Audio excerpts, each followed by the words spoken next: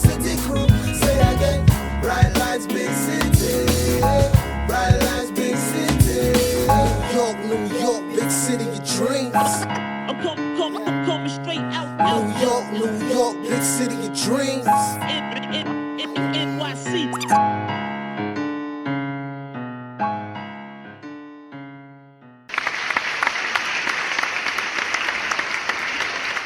We are back. What's going on, jail? It's Knick Of Time Show. We're here, give you that Knicks talk just in the nick of time. I'm here for some therapy because it's been a rough week. Indeed. In Knicks land. Mad stuff. Oh, I thought you meant just a rough week. Oh, that okay. too, you know. Okay. Hard work, you know. But, you know, some crazy stuff happened. You know, Knicks got smacked by the Thunder. Yeah. Spike Lee, you know. Yeah. Stuff Spike Lee. We're going to get to it. Intro. All that stuff happened. But I'm not even going to talk about all that stuff right now. We are here for the good vibes. Yeah, good vibes. And we're here to look into the future. Yes. At least for now. If you want to listen to the end, that's when we'll get into the rough stuff. But for now, we're going to talk about the good vibes and the future and draft picks. But okay, and I want to introduce the people in the room right now. So, in front of me is Miss Black Girl Magic herself, back from vacation. K-Still. What's going on? How you doing? Good. Back. All right. I'm back. Little hiatus, but I'm back. Good to see you. Good to see you. And to my left, you know what it is. You know the vibes. Word. It's the guy. It's the man lift. The myth, the legend, the guy with the stats and the facts. Ryan G is in the building. Yes, in this building. Yes. For sure. And also, I heard your cries on YouTube, right? I've heard the noise from the audience. I've heard the chants, we want Jake, we want Jake, we want Jake. So you know what? I've heard you, and I've delivered back for part 2 of the Knicks Draft Prospects breakdown. We have Jake Rosen. What's going on, man? I appreciate you guys for having me back. Had a ton of fun talking prospects with you guys last week, and I'm excited to get into some sleeper guys, some of my favorite prospects, not necessarily the consensus top guys, but some people that I think you guys would really enjoy and the Knicks fans would love to have on our team. I am. All right. I like sleepers. That's what we do. Under the radar type of stuff. Yeah. We like that. But before we get into that, we're gonna do a little bit, a smidge of Knicks talk, and this is not even necessarily Knicks talk per se, but you know, our competition across the bridge have been having a little bit of the issues. Yeah. You know, a little bit of issues. Quote unquote. Yeah, they run New York and they've run into some problems in New York, it seems like. Kenny Atkinson, the guy who's built the culture for the Brooklyn Nets, the guy who Kevin Durant said he came to the Nets because of this guy, because of what he did. He researched him on YouTube, liked what he did, and said, I'm coming to the Nets because of this guy. Yeah. Quote unquote. Quote unquote. Yeah. That guy is now gone. He's fired because allegedly he's lost the locker room for the Nets. Quote unquote. Quote unquote. And also part of the news came out just saying that he ain't want to deal with KD and Kyrie next season. That's pretty interesting. I mean, we all know Kyrie has that reputation of being like the coach killer. So, but you know what? I've heard different things from Nets fans. It's interesting to see hear my opinion and hear opinions from Nets fans. But what do you think of Knicks possibly bringing Kenny Atkinson? Man, he brought these guys from 20 wins to 28 to 42. Fingers crossed. Development coach. Yeah. Used to work for D'Antoni as an assistant. Worked under Coach Bud. What do you think? Should we bring him in as a head coach? Is he shown enough?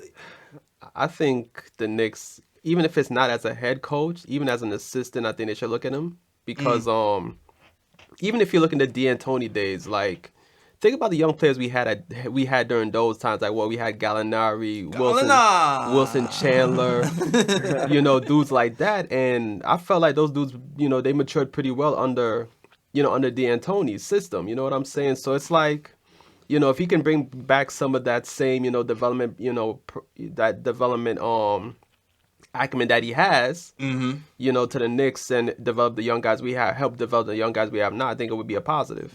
I think he will. all those Nets players that we actually know who their names are now, besides KD and Kyrie, are because of him.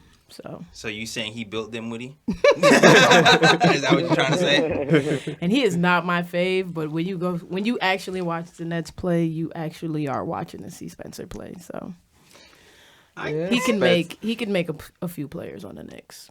That's possible, man. Yeah. Who knows? They said they gave him credit for the Jeremy Lin era, so supposedly he's the point guard whisperer. I like the fact that he actually likes Frank Ntilikina. I like that for sure. Yeah, because he was quoted as saying that he really likes what Frank's done. Coincidentally, if he just says that more, then the Knicks might be like interested in getting him. So they might. That might be the opposite. They were like, "Oh, you like Frank? Oh, we can't have that." No, we still got Frank on the team. They had so many opportunities to ship Frank. Nah, man. Yeah, true. Steve Mills is gone. Steve Mills like Frank. Yeah, but I feel like at this point, anyone who can probably bring talents out of Frank while he's still in New York, they may consider. Yeah, because then it doesn't make us look like.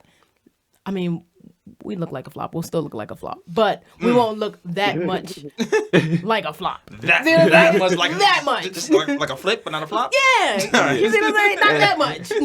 Exactly. And then at the same time, though, it's like, we drafted Frank, so it's like you want to feel justified in drafting Frank. So it's like, anybody you could bring in that will help bring out the potential in Frank, you bring that guy in. That's true. That's the selling point. That is the selling point. I'll say this: I was all for it. I'm bringing him in. Like he's done that as a head coach, but I think I like the assistant role. Or is there like a developmental position that he can? I mean, we have Mike Miller is a developmental. He's from the G League. He's developed some guys, so he can stay on staff too. I like what he's done.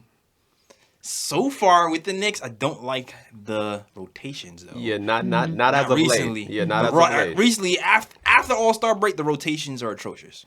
Before All-Star break, I was with Mike Miller, but that's a whole nother story. But it seems to me, from what I've heard a Nets fan say on Knicks Fan TV, I heard him kind of say that he was good at developing those guys to a certain point. But he's reluctant to change. He likes that 5-out, the 5-out offense where you have just shooters around the perimeter and you shoot bomb threes, which I kind of like too. We don't got. But when they're getting punished by bigger guys, but we don't have shooters either. They don't adjust. Well, we don't have shooters either. We do have shooters, but we don't have shooters. It's interesting because we don't play the shooters. That's another story. Free dot, goddamn it. We don't have consistent shooters. Free dot. Exactly. What do you think, Jake? What do you think? Do you have any thoughts on this? I know you're here for the draft, but if you have any thoughts, I'll let you. If you don't, then we talked about this last week. I'd definitely co-sign the free dot campaign, whatever we want to call it. I'm on that bandwagon. I talk about it on Twitter all the time. Yes, sir. I have a little group chat with some of my Knicks fans back in the New Jersey area. And we're just like, why are we playing Wayne Ellington, who's literally an older and worse version of Damian Dotson? Oh, yes. Instead of Damian Dotson. So, I mean, look, any coach that wants to invest in the guys, I guess I'm a little bit lower on the kids than everyone else. So I just want a coach in there who is going to establish the right culture. And I want to, listen, whoever the guy is, I want him to be there for 4 or 5 years. Like, I don't want I'm kind of tired of this constant cycle. Yeah. That's all I'll say. Just find your guy. I agree with you. Find our guy. And I just want to find our guy at this point. And it seems like this Atkinson guy too, because there's been other reports that he doesn't want to really coach Kyrie and KD, so that's weird. Besides Ty Lue. Yeah. Besides Lue, because he's wanted. Who does? Be honest. We know you don't like KD or Kyrie. We know that. I can tolerate Kyrie. You can tolerate Kyrie. Wait, you can tolerate. Wait. How you tolerate Kyrie more than KD? That's crazy. Y'all see the energy KD gives up. Come on, man. Yeah, you see the energy Kyrie gives up? That's what I'm saying. But at least like Kyrie's energy is up front. Like KD is a little sneaky about his. Cause look at KD wanted the coach. He came saying, "Yo, I researched him, I looked him up," and now we're hearing rumors that y'all getting him out of here. Come on. I don't think it's KD more. It might. If anybody, it's possibly Kyrie. But I'm also hearing it might be not even them two. I don't think it's even a player. That's what I'm hearing, but who knows? That's messy, man. Who knows? But the Knicks coaching search will continue at a later date. Yeah. It still seems Tom Thibodeau probably still the favorite. Yeah, I know. He's probably still the favorite. I'm a Van Gundy guy myself. I still feel like we can bring that back, but I'm gonna leave out hope for that. Let's go. All right. Anyway, back to the future. Knicks draft. We left off last week talking about Jake's favorite picks for the Knicks. I think number 1. Do you remember the order? Number 1 was Anthony Edwards. Anthony Edwards. LaMelo Ball. Who? 3 was Denny. Yeah, Denny. From Israel. Danny. Yep. 4. Was it Killian or was it somebody else? Killian. Kill. All right, Killian. It was definitely Kill. Yeah. And I was like, And why then not? 5, yeah. No, 5, I had Tyrese Maxey, which I'm starting to feel less and less comfortable with every single day. So you maxed that on Maxey. All right. There. You see what I did there? Yeah. All right, cool. So you know what? We'll start from there then. If you're feeling less comfortable with Maxey at this point, considering the week that he's having, who do you feel like can take over that spot at this point? I mean, it's really tough. Like, with Maxey, I still like everything he brings to the table. Like we talked about, that strength, that dog about him, the potential to be a great pull-up shooter. But he's had some really rough games. It's crazy because we kind of pitted them against each other last week, and I said I gave Maxey the upper hand over Cole. Listening back to it, I think I might have been a little bit too harsh on Cole. But right now, I have like a group of 4 guys. I would say 5 guys. Right now, we don't have to talk about all of them, but between Tyrese Maxey, Cole Anthony, RJ Hampton, Obi Toppin, Onyeka Okongwu a little bit, and Kyra Lewis, that I can picture myself with any of them rounding out my top 5. That tier is really just clumped together right now. So, but right now, I mean, we can talk about Cole. Like, I was pretty harsh on Cole last week. He strung together a couple really good games. Didn't play particularly well against Duke last night. I still need to go back and watch that game. I had my own game during that time, but against Wake Forest and Syracuse, I mean, he's been playing really, really well, 25 and 28 respectively, 8 of 13 from the field. Pretty against good. Syracuse, got to the line, or 7 threes. He was just bombing away against the zone. And then Wake Forest, he got to the line 8 times and converted all 8 of them. So he's in 4 or 5 from 3. So he's shooting the ball better. He's 7 assists in both of those games to combine 3 turnovers. So he's kind of starting to find his groove. And again, like I loved Cole coming into. I thought he was my preseason pick for Player of the Year. I thought he was going to be utterly dominant. And I think something that I wish we covered a little bit more last week when we were talking about Cole is just the team context that he's dealing with right now. Okay. UNC is extremely reluctant to provide him with any space. His supporting cast is much, much worse than I thought it would be. There's a couple grad transfers that really have not lived up to the bill at all. And Roy Williams is always going to play 2 centers. So while I think he has lacked some of that burst, and I said I had finishing concerns with him last week. I still do. It was pretty bad for the majority of the time up until his injury, and he still has some games. Like, he was 4-14 against Duke with 9 points. That's probably just not going to cut it. But spacing's probably an issue. Yeah. When you're playing with 2 bigs that can't shoot and they're clogging the lane all the time, it makes it that much harder. So, I mean, look, everyone looks better with NBA space, but you do have to imagine that his burst and just ability to get all the way to the rim and finish will probably look even better than most other prospects Right. when he gets to the league. So, I mean, I think Cole is really interesting and definitely someone that can take over that 5th spot. I do like him as an off-the-ball guard. I really do. Really? He's still not the best decision maker. I view him more as a combo than a true point guard. Okay. I'll say that. I think he's a combo compared to like the LaMelo, Killian, where I really want them operating my offense How tall most is he? of the time. He's like, 6'3", I believe? Yeah, he's 6'3", but when we're talking about like having multiple ball handlers on the court, and he's a really good shooter. Like, that's just what the numbers haven't been there totally this year. I think he's like 36% from 3, but he's starting to really heat up, and he takes a ton of pull-ups. So again, similar to Anthony Edwards, those numbers are going to be skewed towards difficulty. Right. But I think Cole's step backs and space creation, those are still some of the best flashes in the class. So if you're buying the shot making, I think his shot making and shooting ability is one of the most bankable traits of anyone at the top of this class. Right. So in terms of the Knicks fit, it might not be the best because we don't have that like long-term point guard, playmaker, floor general. But if we're talking about like other fits, like I don't know if it would be defensively tenable with him and Trey, but man, on offense, that would be unstoppable. So like that's kind of the look that the fit that I'm looking at for Cole, which isn't really, I'm sure, what Knicks fans want to hear. But again, we've talked about this, how many dudes on the Knicks right now are really going to be a part of our long term? So if Cole, you're buying, and you're going to say, hey, Jake, you buy the shot long term. We can't shoot for anything right now. It doesn't sound bad to me. I'm not going to lie. It doesn't sound bad to me. It's not horrible, but what I want to just make clear is that with Cole, I don't think you're getting your point guard for the future that you can give him the ball and roll it out there and say, let's go.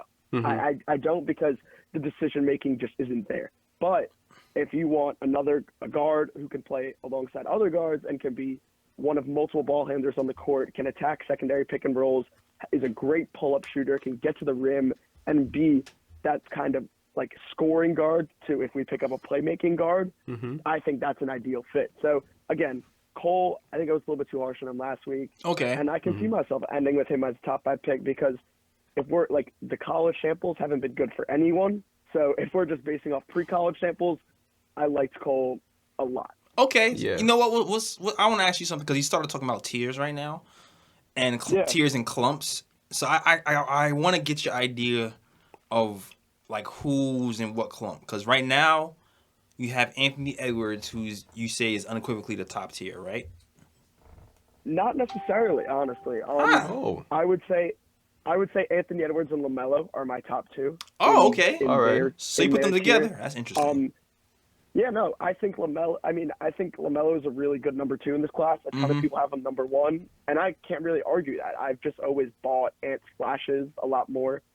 Not a lot more, but I just buy that he can turn that into a consistent basis a little bit more than everyone else. Okay. But, hey, I mean, he had an awful game, and they got blown out by 30 yesterday. So I get the skeptics. I really do. So I would say those 2 are my tier 1. And then my tier 2, I'm kind of impressed. Like, I like Denny. I would say Denny and Killian are, like, my tier 2 because I think I'm pretty set on those 4 as my top 4. All right. So those 2 would probably be my tier 2. And Killian can't shoot. Killian can't shoot off the catch and shoot, right? He can't shoot. Catch and shoot, yeah, that's his big thing. The catch off the catch and shoot. Come on, Kill. So, you gotta get that, man. You gotta get that. Yeah. So my tier 3 then has the guys I named and Devin Vassell from Florida State. He might not be a great fit for the Knicks because the ceiling isn't so high, and I don't even think the Knicks would fall in his range. He's going to be like a fringe lottery guy, but he's someone that, like, if you just appreciate great team defense and 3-and-D prospects, you should check him out because he's awesome. So, but again, that tier 3 of Cole, RJ Hampton, Obi Toppin, Vassell, Onyeka Okongwu, and Kyra Lewis can fluctuate any time by the day. Like, if you ask me in a month, I'm sure it's going to be different, but I kind of like those guys as my top 11 right now. Okay, all right, cool. That's good to know.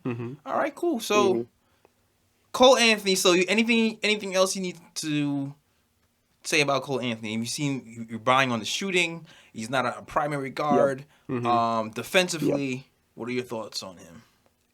So defensively, I mean, we talked about like he has pop around the rim, so he'll make a couple of weak side rotations.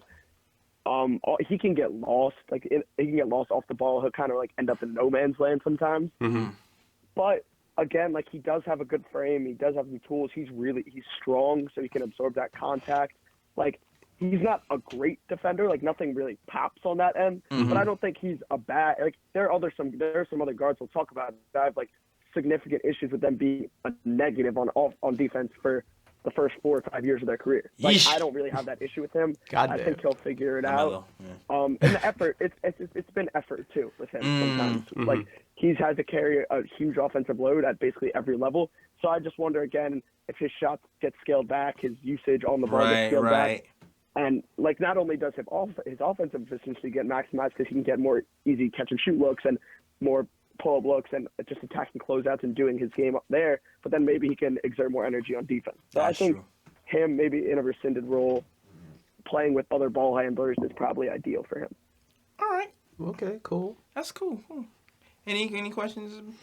I mean, I think it pretty much covered everything because yeah, I did catch some of Cole Anthony's games and stuff. Like I did like the way he played against Syracuse and Wake Forest. Like I really believe like, you know, if there were any doubts about his draft status, like that, I think those two games really like upped his, you know, his stock.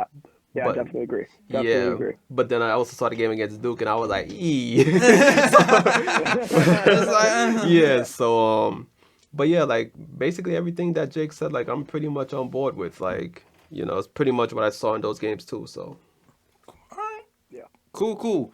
Now, I got to ask you about somebody that I personally I want to ask you about. People have been asking, like, yo, people have been telling me when I'm on the live, yo, Jay Ellis, Haliburton, you got to check this guy out. You got to check this guy out. I saw some highlights. He looked nice. But then I think an injury thing happened, so we kind of got robbed of... broken wrist, I think. Yeah, he kind of got robbed of some information of what he can be in the future against, you know, top tier competition at certain points of the game. But tell me what you think about Haliburton's game. So Haliburton, he's tough, man. He's really, really tough to evaluate because his game, like, there's not many people I enjoy watching. If you appreciate smart basketball, there's nowhere else to go than Tyrese Haliburton, a true basketball savant on both ends of the floor. Watching him manipulate the defense, like, there's just, like, the one rule when you guys play basketball, the one rule they tell you is don't jump to make a pass, right? Like, you stay down on your feet. Yeah. Hallie, like, he defies that absolutely. You can watch him. He'll go in the pick and roll. He'll jump up to the point where he's going to, like, lay it in to engage the big man and then just drop it off for a bounce pass layup. Like, his passing is absolutely incredible. As coming off the pick and roll, manipulating defense, he'll hang in the air to, like, draw the help for just, like, a second and dish it at the last second for a wide open three. Like, he is incredible in terms of just understanding the game of basketball. One of the smartest basketball players I've, like, ever seen. Oh, and he plays to defense too. As a team defender, he's really awesome in terms of making the reads, sniffing out passes, just disrupting the other team. Okay. But the problem with Hallie, this is the problem. Yeah, I gotta hear the negatives if the Knicks because I are love the taking top positives. five, if the Knicks are taking the top five, the problem with Hallie is that you have to look at him as the ultimate puzzle piece. You really do. He's the guy that glues everything together because at the next level, like, I don't think his handle is good enough to be a primary ball handler. I don't see him as a lead guard at the next level. Damn. Between the handle, which I think is pretty shaky, and his lack of, like, burst and like we talked about bags, like, he does not have a ton of combos that are going to shake you. So I just really don't see him as a lead guard at the next level, which is fine. That's completely fine. But if we're just talking about the Knicks and you're taking at number 5, I just don't want Knicks fans to think we, again, similar to Cole, have our point guard of the future. Like, I think his role in the league is going to be really similar to his role as a freshman, where he's going to be a really good ball mover. He's going to knock down catch and shoot shots, which he is really damn good at, knocking down. So catch and shoot he is what Frank projects to be. Go ahead. He's what Frank projects to be. Yeah. I mean, I guess in a sense, but obviously he's a much better version of Frank, I think, because he can really shoot it. Like, the catch and shoot numbers, he's one of the best catch and shoot spot up shooters in the country. Hands down. I think he's, like, hovering around 50% there, despite the really wonky mechanics. But again, he doesn't have a ton of shot diversity because of those mechanics. His pull-up it's looked more fluid this year, but I don't really buy it long-term. He has a little bit of a step back that he can get into, similar to Lonzo Ball. Like, remember Lonzo? He couldn't do anything but that step back to his left in the shooting pocket. So Hallie's kind of the same way. Like, he can't pull up, so he's not drawing a ton of gravity there. Again, he really struggles to get all the way to the rim, so he's not drawing a ton of gravity there either. So I wonder if that wicked and savant-like passing that he has gets kind of tranquilized at the next level because teams aren't respecting him as a scorer and as a ball handler, which the more I watch him and the more I, like, think about it philosophically, I think that's unfortunately going to be the path. Now, is that to say that Hallie's not going to be a solid NBA player and definitely someone you want on your team that can contribute to winning 100%? But I think if you're picking in the top 5, top 6, top 7 even, it's going to be really hard for me to get to bite on him just because I don't think that ceiling is there with everything that I said. Like, I love watching him play. He's super smart, and I definitely think he's a piece that a lot of teams would like to have. Just the Knicks, I think that's a really, really bold move. Damn. So you think he's going to be like, what, 15 to 20? So I have him, I think I have him at 14 right now. Oh. I still have him. Yeah, I have him in the back end of my, right at the back of my lottery. Okay. It's just hard, man. It really is hard because it's really hard to project his role if he's not going to handle the ball, which I'm pretty low on his ball handling. Yikes. And just operating as a lead guard, and you're not buying his scoring gravity because, like we've seen with Frank, if they don't think you're going to score and they don't respect you, nothing else opens up. Yeah. So just that stuff that, like, the really genius-like stuff that we see him do at the college level, I just wonder if that's going to get hindered at the next level, and I think it will to an extent because people aren't going to respect him as a scorer. I think he'll fit on other. I mean, he sounds great, but I feel like since you have him that low, I feel like he'll be a fit for some other teams that have picks around that number. It's funny because if you 100%. I start to think like if you have RJ do a little more ball handling, I wonder if something like that can work. A guy who how tall is he? He's I think he's like 6'5", but again, he's really slender too. So strength is a big issue for him in terms of getting to the basket and taking contact. Like he's 6'5", 175, and one of the most contact averse prospects, if not the most contact averse prospect in the entire class.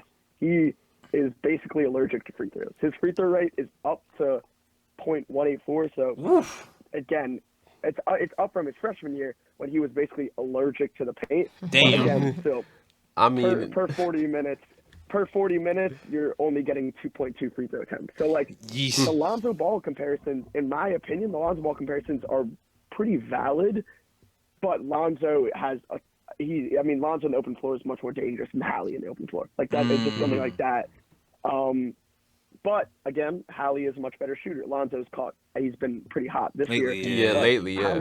Hallie is I really like him as a pick for, let's say, a playoff team that, like, I'm not looking at the draft order right now, but like if a playoff team like owns a top 10 pick, like a late top 10 pick, and they already have their core, they already have their guys, and they're just looking for another piece who can do a little bit of everything off the bench and won't be asked to take on that big-time usage role. If you're the New York Knicks and you've whiffed in the top 10 of the past couple of drafts, I'm not talking about RJ, talking about Frank and Knox, that's just a really, really risky pick, in my opinion. Because, like, now we're talking about, I mean, I don't know how you guys feel about RJ, like, being a primary ball handler, but, like, he really can't dribble that well. And Hallie's the same way.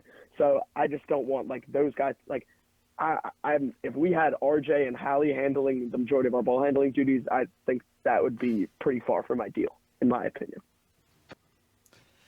Okay, so I do see what you're saying about RJ's ball handling, but it's funny because RJ can play make. You know what I mean? He doesn't have the best ball handling. Like he's not gonna give you like 24 hit combos, but he'll hit you with an in and out and throw a lob. Yeah. And it works, and he gets to the hole. Yeah. So. Yeah. Yeah. I don't know. It's like, I wonder if you can have somebody who can bring the ball up and then RJ playmaking if it'll work. I wonder, but I haven't had enough of that. I haven't had enough sample size this season to say that will definitely work. But I liked when RJ was playmaking sometimes this season. So I wonder if it could.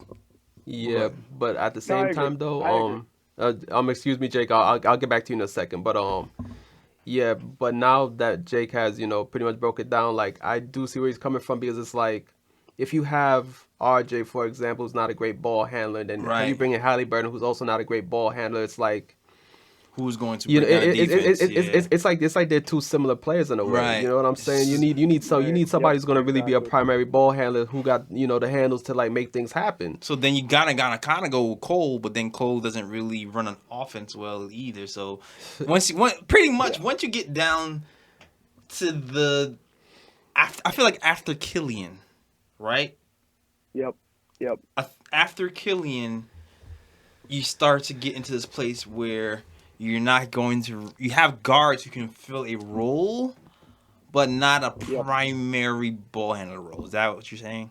Exactly. No, yeah, you're exactly correct. I mean, early in like December, I was the king of the Nico Mannion to the Knicks campaign. Like, I thought that he was our guy because he brought that dribble, pass, shoot skill set that we desperately needed. The pull-up game was there, the passing was there. He could control your tempo, and I thought he was a safe bet. Now I've cooled on Nico. I'm still higher than most. He's still in my lottery, but like Nico, a guy like Nico is the ideal fit in terms of play style, but he's just not been productive enough at all. The shooting splits and the struggles against length and athleticism are brutal. And really a tough pill for me to swallow. He's one of my favorite guys coming into the year. But again, you can't be tied to your prior opinion. So I still buy a little bit, but like that was the type of player we need. And that's why I'm really excited to talk about the guys with the Clippers pick and with our Hornets second rounder, because there are guys that can provide that same playmaking and shooting skill set just towards the back end of the draft. Now, obviously, they don't have that star potential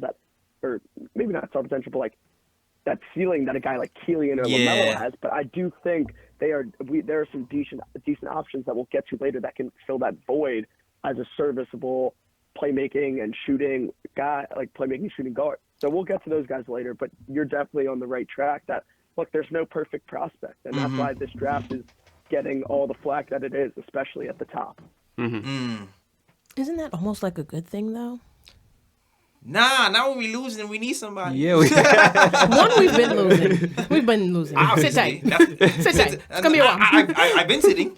Yeah. I want to stand now. No, but I mean, I feel like we can make players and we can make stars. Like, if there's like most of these drafts, even when they do come out and they are like highly respected, like a lot of them don't live up to it. But if we get someone who can potentially be really good, like I'd rather that. You're pretty much what you're saying is you want somebody who's under the radar, so then when we can sneak in and through the back door, we good now. We didn't expect it. But here's where I told Credo, because it's like, yo, who have the Knicks made lately though? That's my thing. You know what I'm saying? That's what I would say. Yeah, that's what I would say.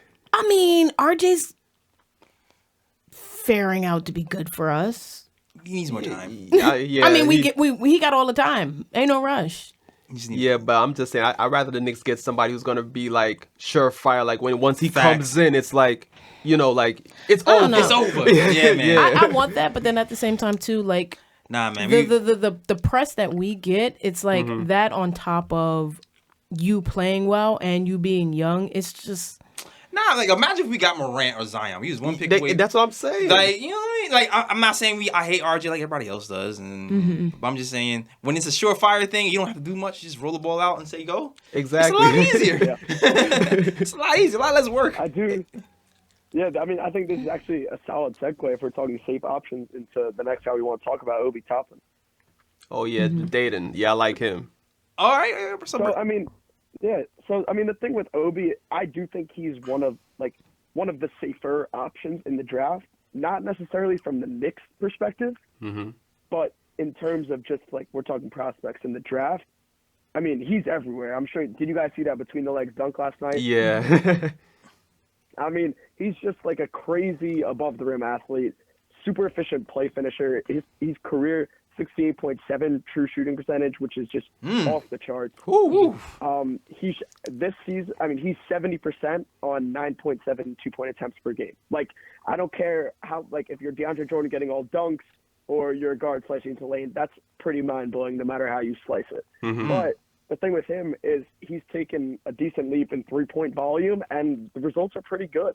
The form, the mechanics look good. He's shown some off-the-dribble diversity. I mean, everyone knows, like, I'm sure you guys saw that he had that pull, like, sidestep three off the dribble in Maui against Kansas, where he, like, turned to the bench before it even went in. What's his position? That was pretty sick. You're a big man. What? Yeah, so he's a four-man. Ideally, he's a four-man. A really good play finisher. You get him rolling to the rim, he's going to finish it. A legit lob catcher. Okay. Above the rim athlete. Like, at 6'9", 220, he's like a bigger guy, like a stockier build. It's pretty incredible. Like the dunks that he's throwing down, pretty mind blowing. But the swing skill for him, especially with the Knicks fit, is going to be the shot. They are like barely. I think he was attempting like 1 a game his freshman year. He's up to 2.8 per game, shooting 38%. So it's pretty solid. Like that's solid. Like I said, increased volume, good, encouraging returns. Now the big problem with him is defensively. Like there's a chance he's a very, very big liability on defense because his lateral movement is as hard to watch as anything in this class. Oh man, Amari Stoudemire status. He's actually getting a ton of Amari comps. So I figured the way you were describing him, yeah, he's getting a ton of Amari comps. So I guess I described his game pretty well to you guys. Yeah. But so, I mean, in terms of so with the Knicks, why I say he's safe in general is because that 2-point efficiency is going to translate. Like, he's that good of an athlete. He's that strong. He's that good touch around the rim. And just the way the game is trending with all the pick and roll lobs, like, that part is going to translate. And you hope that the shot does as well because it looks clean. And he's shooting it with a ton of confidence right now. Any post game? The problem where I say he's not. What? Any post game? Yeah. Oh, no. Definitely some post game. I mean, if you watch. I haven't watched a full Dayton game in a couple of weeks, but in Maui, I watched all their games in Maui. He was tearing dudes up in the post, just dunk after dunk after dunk, easy buckets. He was incredible out there.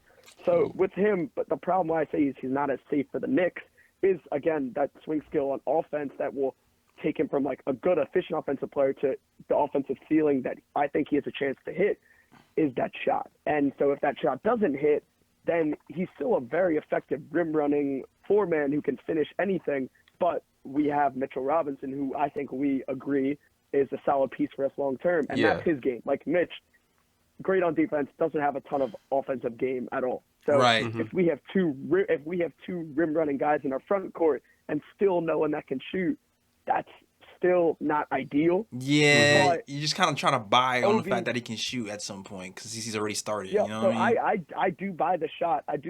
And in some ways the Knicks fit is solid because if we think Mitch has this chance to become a really, really good rim protector, then he can kind of make up for some of Obi's defensive lapses. Boom. And take Randall out of there. There's pros and cons to like an Obi Mitch front court. Or you just say, we're not worrying about that. We think he's going to be a really solid offensive player. We'll work with the defense and movement skills, and hopefully we can get him in a little bit better shape. Or, like I tweeted the other day, in this draft, like the offense is too good. Maybe you just bite the bullet on the defensive end and gladly take everything else. Like we talked about there's no perfect prospect. So what negatives are you willing to take on? And I think with Obi, I'm starting to embrace that his offense could just be that good. All right, that sounds pretty good. I mean, the thing is with the new NBA, the lateral defense is kind of important with these stretch fours because these stretch fours will head fake and drive you to death right now. No, I mean, I can already picture him getting his four-man getting slipped off a screen to the perimeter and him just having like a mind-boggling, like just off the charts, ugly closeout for a blow by dunk. Like it's gonna happen. Right, it's going to happen. It's gonna happen. It's gonna happen. But again, what are you living with? If the offense is that good, you just take that. It's worth noting that he is very, very old. I think he did a prep year and he redshirted as a freshman. Oh, so while he's only, I think, a sophomore, like technically a sophomore. I think he might be like 22 years old at the time of the draft. So that's worth noting that some people are like, well, he's supposed to dominate college basketball. Well, Look, there's a lot of seniors that don't dominate like this guy's dominating. Like, let's just get that straight. True. He's my national player of the year in college. I think he's been the best guy by far. I think he should run away with that award pretty easily. And if we're talking, like, safe picks should be valued in this draft because of the lack of top-end talent. So I think Obi Toppin, depending upon where the Knicks pick falls, I think maybe in the top 8, in that range, maybe 7, that he could be a good option for us. Okay, I don't think it's that old. You know what I'm saying? I feel like old is like 25. Yeah, and in case you haven't seen Toppin much, he is going to be in the NCAA tournament because Dayton's one of the best teams in the nation. They're going to probably be a number 1 seed in the tournament. So all right, so we'll be keeping an eye on that for Knicks Madness popping up. For sure. We'll definitely keep an eye on that. Yeah, no, and I strongly suggest watching Dayton even regardless of Toppin, they're a ton of fun to watch. They're probably one of my favorite teams in the country to watch.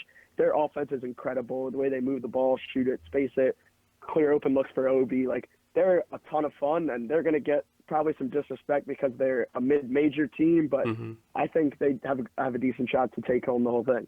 So I think I would definitely suggest watching them in March. Obi's a ton of fun, and I think he has a pretty bright and relatively safe NBA future ahead of him.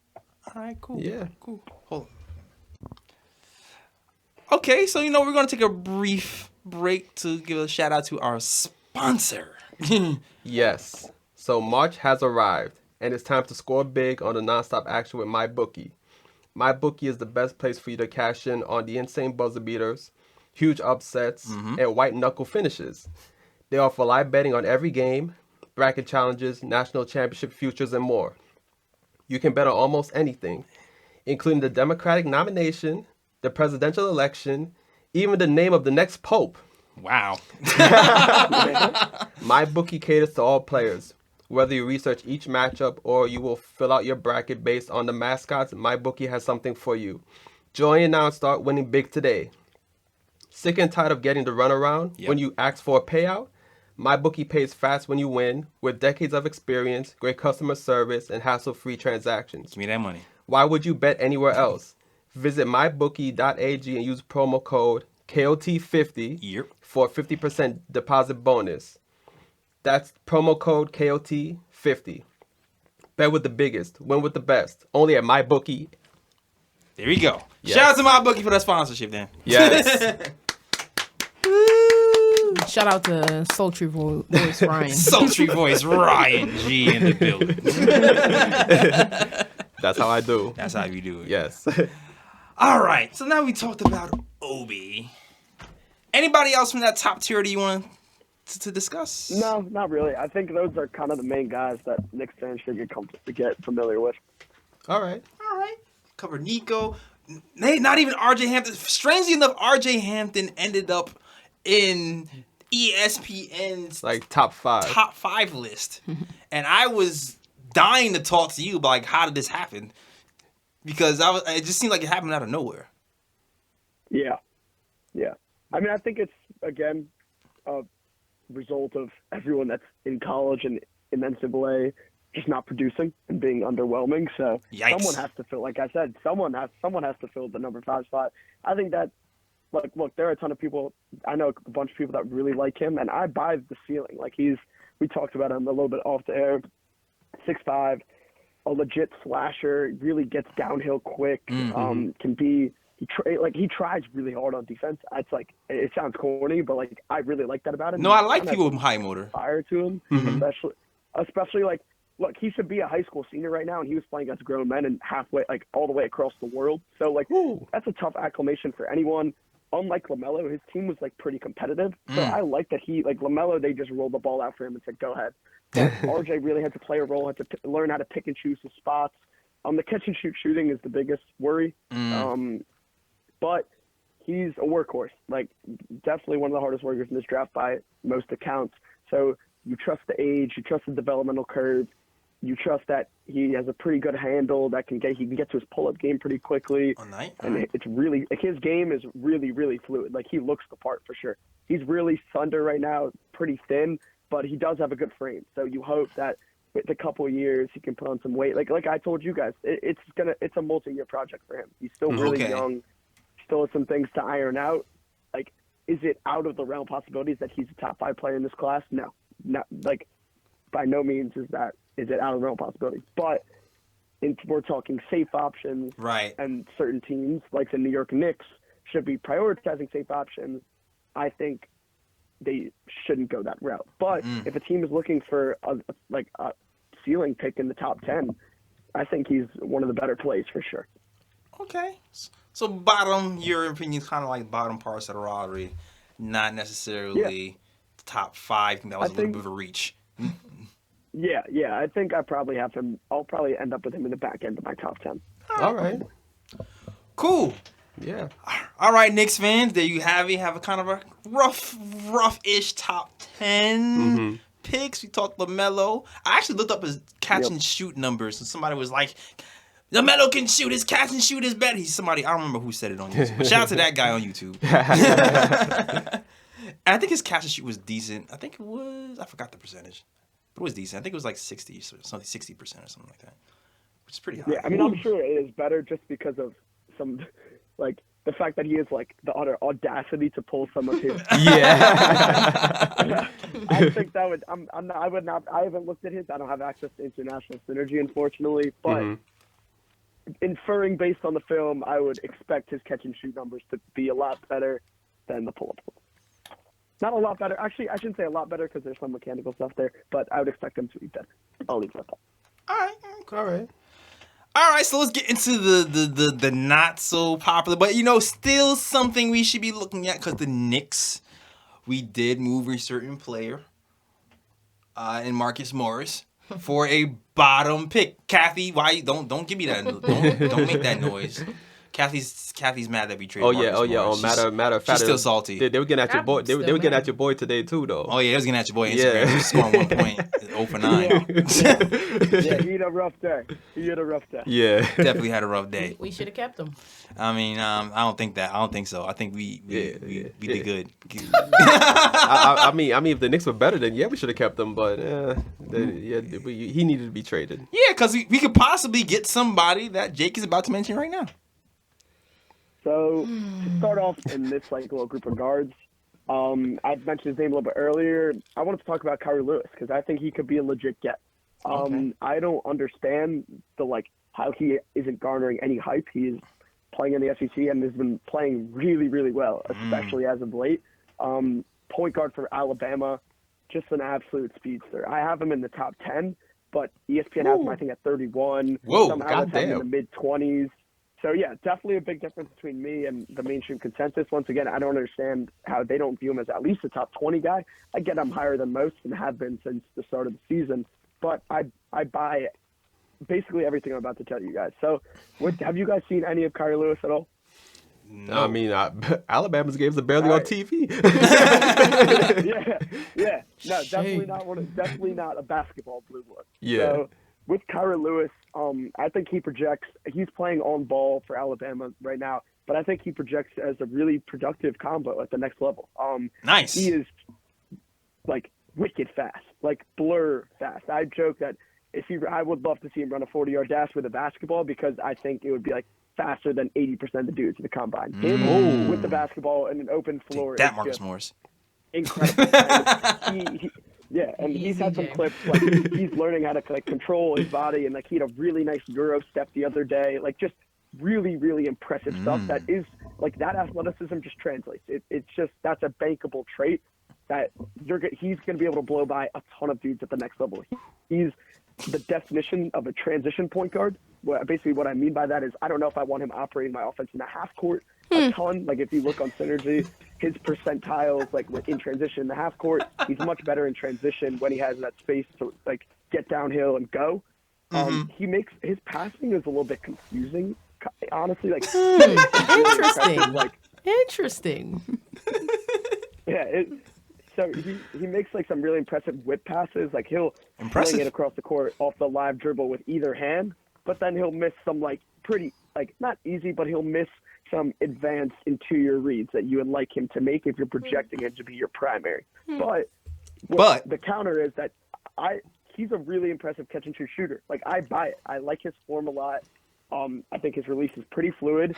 He's shooting 43.4% on spot up no dribble jumpers, which is in the high 80s percentile. That sounds good. Again, you don't need to buy him as this primary point guard.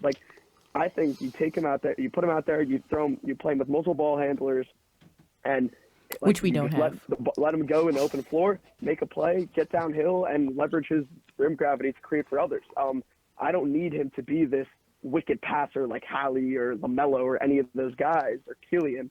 You just kind of need him to leverage his own gravity and utilize those live drill passes, that live drill passing that he's shown multiple times. The concern with him, and it's gotten a lot better. The concern. Earlier in the season, he was struggling to get to the rim, finishing at the rim and getting fouled.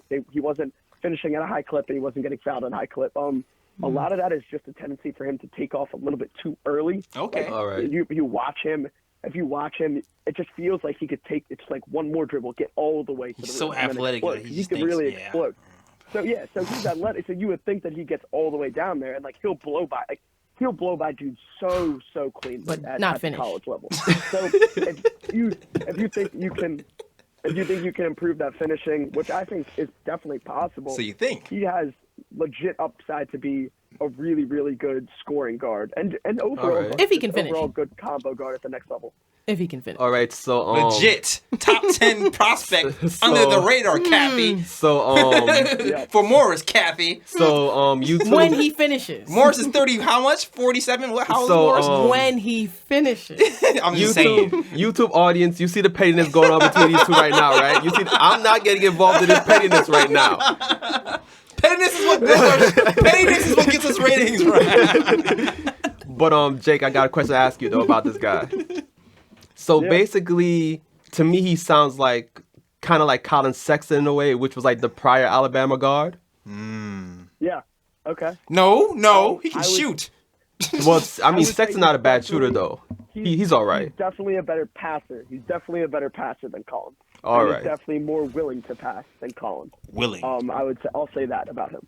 All right. Colin's a chuck. And I think he's like Colin will get downhill, but like you guys, if you catch anything, if you can look up his highlights, you'll see it. Just that blazing end-to-end speed is pretty crazy. Like he's going to be a beast in transition at the next level. And where the game is playing right now, up and down, fast-paced game, like the fact that he can handle it in transition, draw defenders, and then he's shown that he's capable of making the right read and kicking out to open shooters. I'm buying. I really am buying that. Handle. right. How do you like the bag? So I like his handle. Nothing crazy in either direction. I'd say. Okay. There are some guys that pop with a crate like Jared Butler Baylor. Like his handle is ridiculous. But then we got to talk about Hallie. Like Hallie's handle is shaky. I mean, he's kind of neither here nor there for me. I want to watch a little bit more and be locked in on specific things like that. But an area I want to see him grow a little bit more is in the mid range. Now, there's been some rumors that him and Nate Oates kind of clash. I don't want to start anything. This is what I see on the dark web of Twitter.com. You started it. This is what I see on Twitter.com. I don't know what's reliable and what's not. But Nate Oates is kind of pushing him to take threes and layups, which is fine. I'm a big fan of threes and layups. But in Kyra's case, if he's going to blow by that primary so easily and he's having trouble finishing around the rim protector, why not just give a little floater? Just like show off that low floater or pull up. I would like to see him become more of a pull up shooter. But again, just the speed and the scoring bag and the catch and shoot numbers, I'm really buying. All right. On defense, height, So okay, yeah, go ahead. length of arms, hip fluidity, all that stuff y'all like to talk about from scouting. Yeah. So he's super quick, and he has tools. Like, he has legit tools. Earlier in the year, he was getting burned off the ball a ton. He was kind of ball watching, not like seeing man and ball, just simple stuff. But as the years progressed, he's put those tools to use. He's jumping passing lanes. There you go. He's baiting defenders. He's quick. The dude is super quick. So again, like, it's a ton of defense is a ton of tools, and he has the tools, I think, to be a viable defender on both guard spots with that just burst and quickness and ability to read the Positionless game. basketball. Yeah. When he finishes. All right. Height. I'm sorry. Height. I'm Yeah, sorry. I was gonna ask about like the metrics, like height and wingspan and things like that. I don't have a wingspan on him. I think I'm just gonna double check. I think he's about like 6'3". Okay. So not like ideal. He's not like RJ Hampton. Like RJ Hampton's like 6'5" with ideal combo guard height. He's 6'3", 165. That makes sense All why right. he's so Pretty quick small, though. can put on some muscle, but that speed, like, you don't want to see a guy like that put on too much muscle that he loses burst. Yeah. because 165. That burst Yeah, is 160, yeah, that's burst lightweight. is That's lightweight. Incredible. Yeah, that's Yeah, crazy. he has one of the best first steps in the draft, hands down. All right. All right. Huh. Okay. I kind of like. I can see that.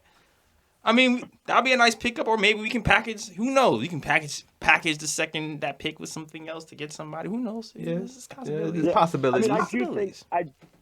I do think he's going to end up being a guy who gets picked in like the low 20s. So like the there's possible potential that we might have to trade up for him a couple spots, like Memphis did with Brandon Clark, and I think that's panned out pretty nicely for them. Or like they did that trade and then got Tybal. So there's a bunch of ways it could work out.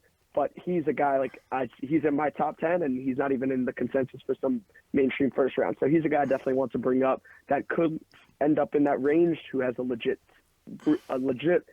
ceiling that's really intriguing for not only the Knicks but every team in the league. All right, cool. So really, you would say he's not mentioned at top 10 maybe because what the school and maybe the lack of height, pretty much. I mean, I guess maybe people aren't buying like him being a primary, and they aren't buying him being a secondary because he has the ball in his hands all the time at Alabama. But like, why not have multiple ball handlers on the court that can create? I know you guys are looking for like a concrete answer. I really don't get it. There's no reason why he's not considered a top 20 guy across all mainstream sites. I really don't understand. All right, I can take that. All right. Anybody else looking at it within that range that you feel like can help?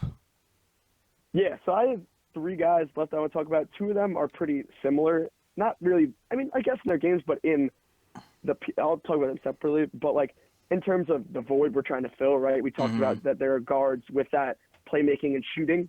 Right. Like the void that we can fill. The first guy is Stanford freshman Tyrell Terry.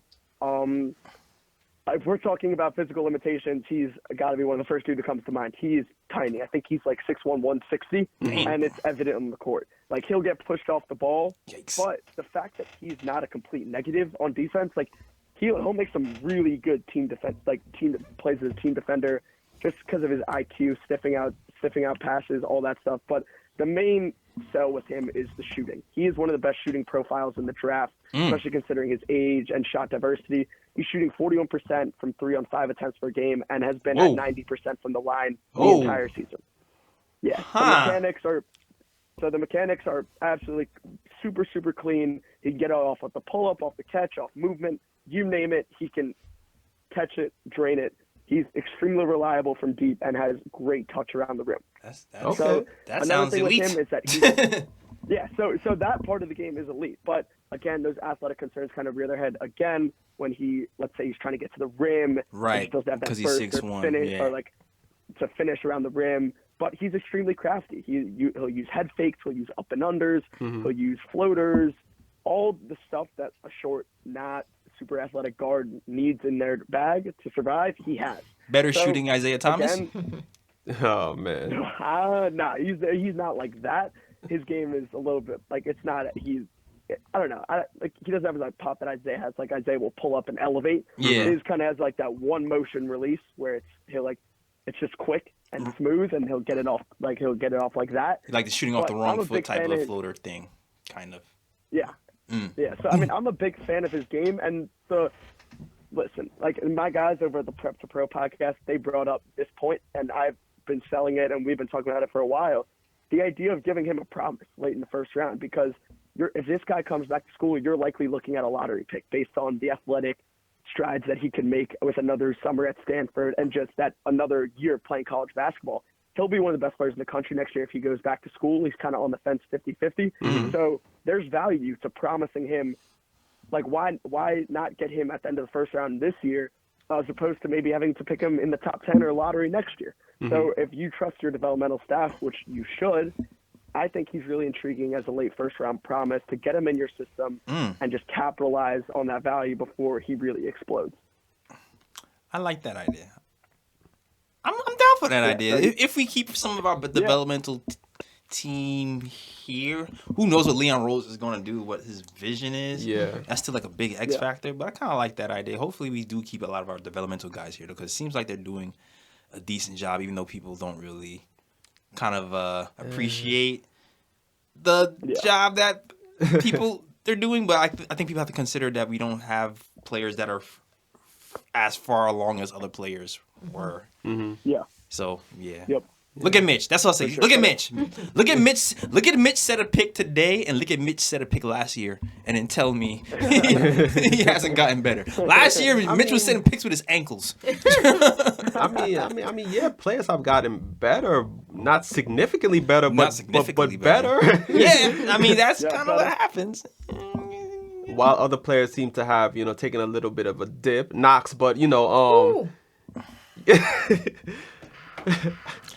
I'm just saying. He's taking it defensively. I mean, offensively. Defensively, I feel I don't know if Miller is just getting on him more, but defensively he's been better over the last few weeks. But offensively, he's taking a nosedive for sure. Yeah.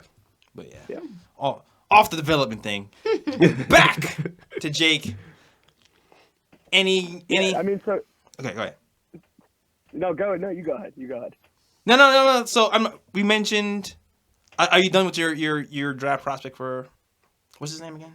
The point guard from Stanford. So, Tyrell Terry. Yeah. Again, like with Tyrell Terry, you just getting a guy who can dribble, pass, and shoot. Like he can pull up. He's a really smart basketball player. He can create for others, and I think he's kind of like the roadmap to him being an NBA player is improving physically. So why not get him as an NBA training staff and get him in that weight room? So again, you're banking on the skill and hoping you can make athletic strides. But again, like I think his burst is kind of underrated. People have talked about that a lot, like about his like burst. Like the problem is that when he gets to the rim, it's kind of tough for him to finish. He has a couple sweet up and unders, but it is tough because he's 6'1", thin, and isn't like he's not like popping off the ground like Dennis. Yeah. So, like that. Three shoots at mid range. Yeah. Or draw the foul. But again, just draw the foul. But he projects to be a high level shooter at the next level. So that alone should sell some Knicks fans. Hell yeah, 40-90? Yeah. I might take 40-90. I might take that, yo. He might be a 50-40-90 guy. Exactly. He might be. He very well if he can put on some strength and finish around the rim a little better, he very well could be. Yeah, man, we can get him to do some push-ups. That's nothing. For sure. So, and then the next guy that kind of fits that same mold with that playmaking shooting mold is Malachi Flynn from San Diego State. A guy that's going to be on TV all March and has become one of my favorite prospects in the class in the past couple of weeks. He's older. I think he'll be 22 the time of the draft. He's a junior, but a redshirt junior because he sat out last year as a transfer. All right. He's been incredible this year. Absolutely incredible. Again, he's 6'1", 185, not a great athlete. So again, there's athletic concerns there, which is why he's viewed as like a 40 to 50 in the 40 to 50 range by most guys. But I buy everything else that I think he's a better athlete than he gets credit for. So I'm willing to take that shot. All right. You're getting a really, really smart point guard. And what I'm buying with him a ton is he's a really impressive pull-up shooter. Really impressive pull-up shooter. He can get to it from anywhere. He has step backs. I mean, from three, from mid-range. He's very versatile as a shot maker, which can help put pressure on the defense if he's not going to get all the way to the rim with that. Again, we talked about thin frame and not a ton of burst. And him operating out the pick and roll, I posted a screenshot on Twitter. It's literally like, no matter what outcome happens, whether he passes, shoots, the whole possession, like he ranks in like the for anywhere from like the 92nd percentile to 99th percentile on all those outcomes. When he runs a pick and roll, good things happen. So if you're saying, look, with the way the game is played right now, pick and roll heavy, 3-point heavy, pull up three heavy, Malachi Flynn, he fits the bill. He really does. Defensively, he's really impressive too. He was named Mountain West Conference Defensive Player of the Year. Okay. Being 6'1", 185. So that kind of speaks to how smart he is. He really knows when to dig and help and get back. He can disrupt passing lanes. Just another a really good point guard team defender. He, again, both impact both sides of the ball. Pretty wicked passer, especially out of the pick and roll, just manipulating that help, knowing how to leverage his pull up. I'm a huge fan of his, and either with the Hornets pick or our own pick. I think if we were able to get him, I think he would provide some stability. Again, he's an older guy. You know what you're going to get. You don't have to worry about whiffing again. You don't have to go for that ceiling. And I just think he would bring some stability, bring some skill. Skill, shooting, and playmaking to the team. So I'm a big fan of his, and I think the Knicks fit is a pretty obvious one. You know, I'm gonna try to poke holes. So he sounds really good, right? Can he create on his own? So that's the thing. I mean, his synergy profile in terms of percentiles, they're all off the charts. Like in isolation, I think they do have him in like somewhere in the 90s. But that would be the concern. That like, is he able to break dudes down off the dribble without a ball screen? And I don't know. That's probably going to be the area of concern. Okay. But what I would counter is that he does provide a lot of off-ball value with his catch-and-shoot three. Okay. All right. He's a really, really good shooter. So, again, you don't need him to kind of iso ball. He's not going to James Harden you. He might not blow right by you. But if on offense, if he can be a legit, really legit pick-and-roll player in terms of passing and creating for himself, he's a good pull-up shooter when given space, and he can knock down catch-and-shoot, open catch-and-shoot threes.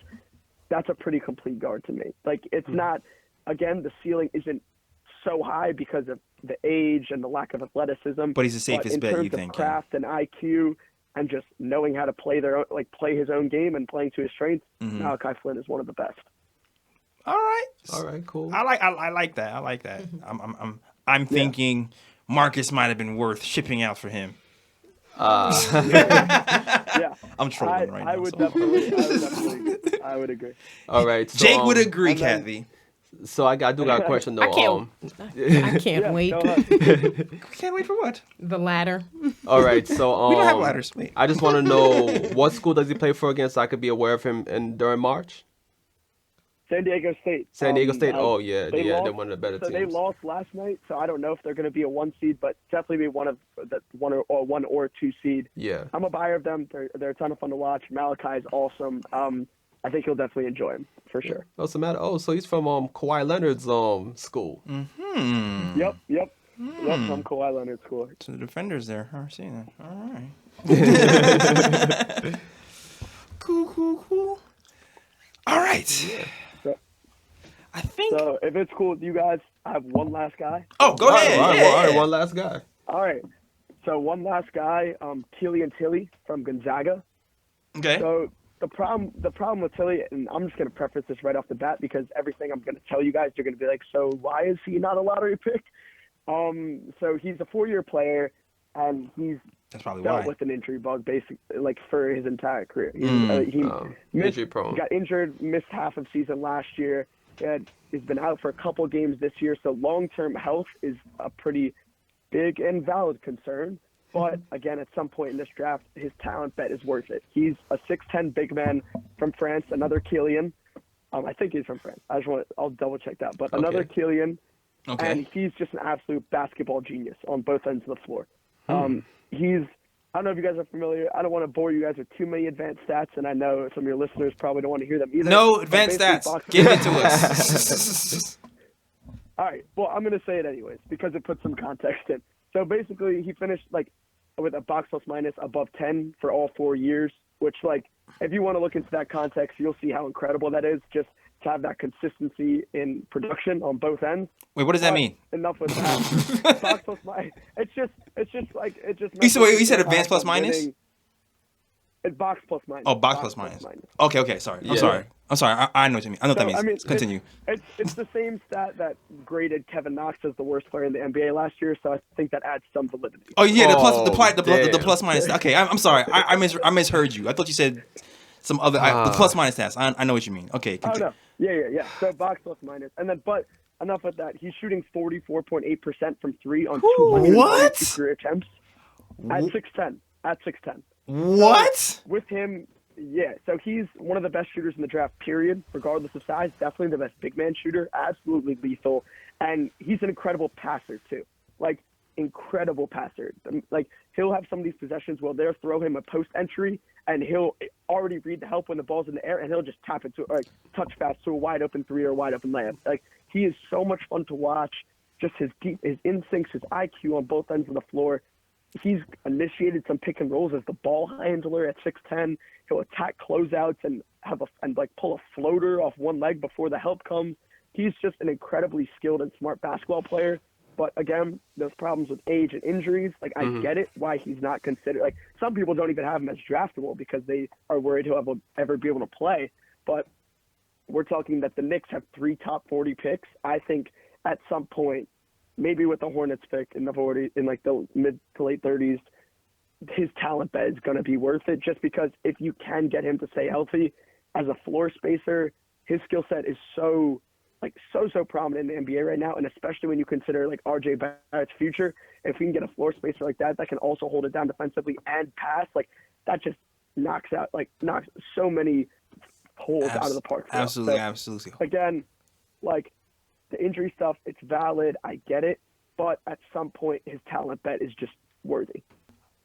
Yeah. Okay. So, absolutely. Like, I mean, I know there's like an elephant in the room with, people have been bringing up the Porzingis trade again because he's been playing well, and it's like, well, he wanted to leave, guys. He wanted to leave. He didn't want to be here. I keep saying, oh, why did you? He didn't want to be here.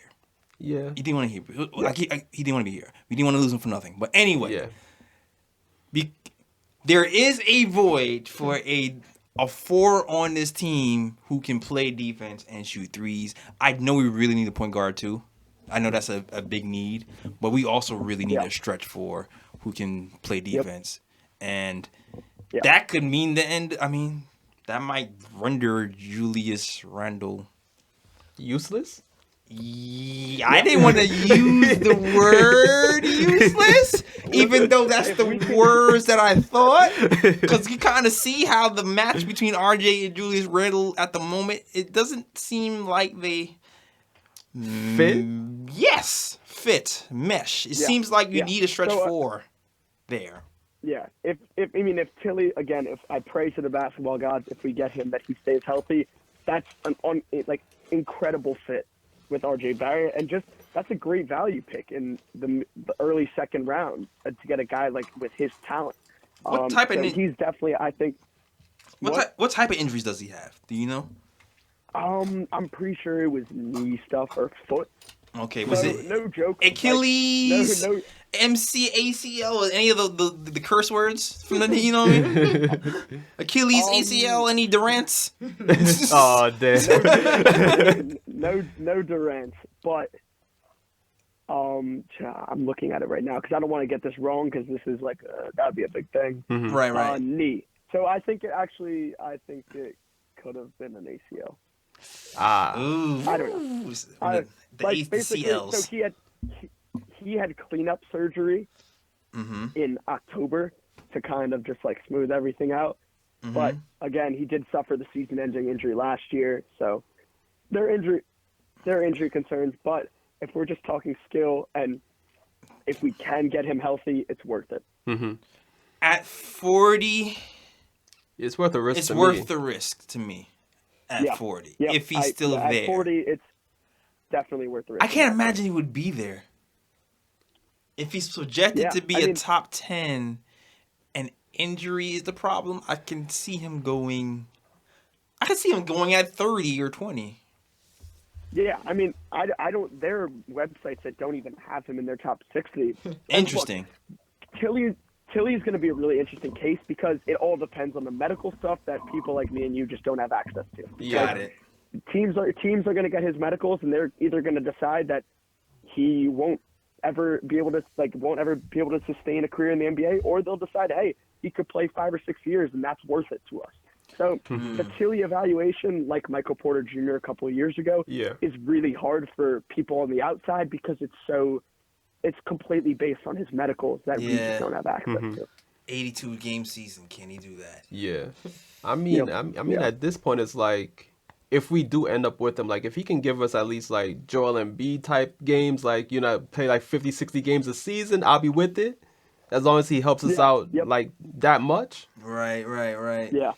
Maybe you just hope that he gets that NBA training staff to really teach him how to take care of his body long term. Yeah. Because that's a different learning curve once you get here too. Yep.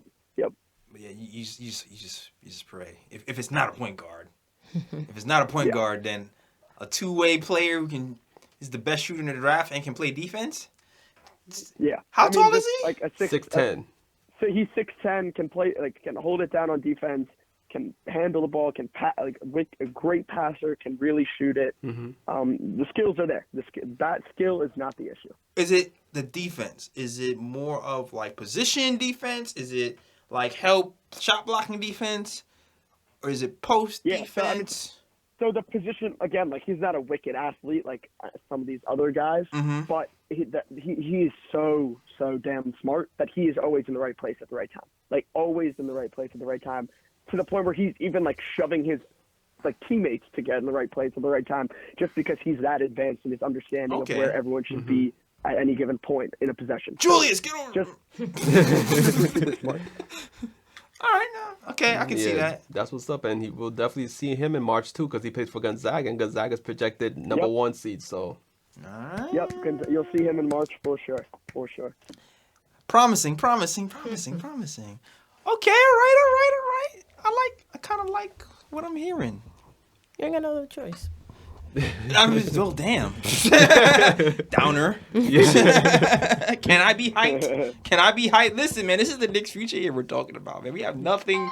I mean, we pretty much talk future every year, though. I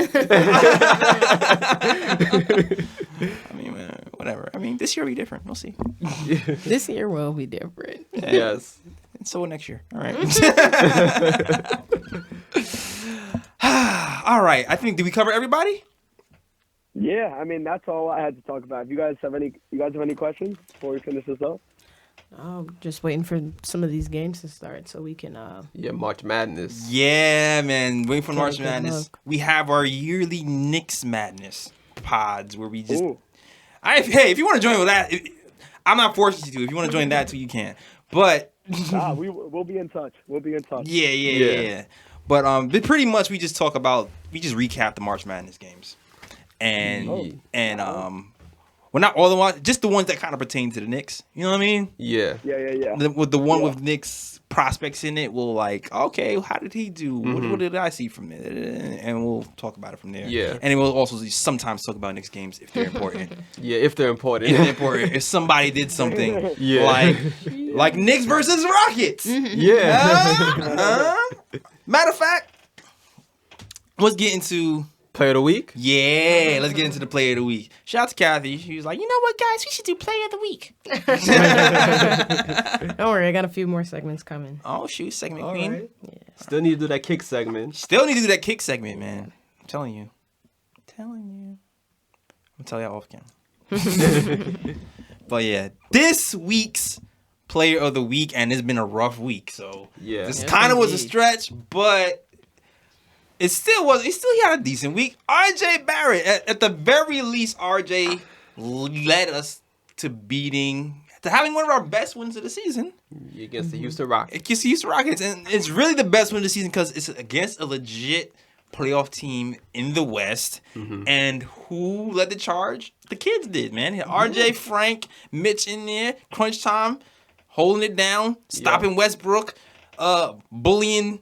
What's dude's name? Yo, on the Rockets, the defender who RJ kind of shoved off like he was a rag dog. PJ Tucker. PJ Tucker, yeah. Oh, PJ.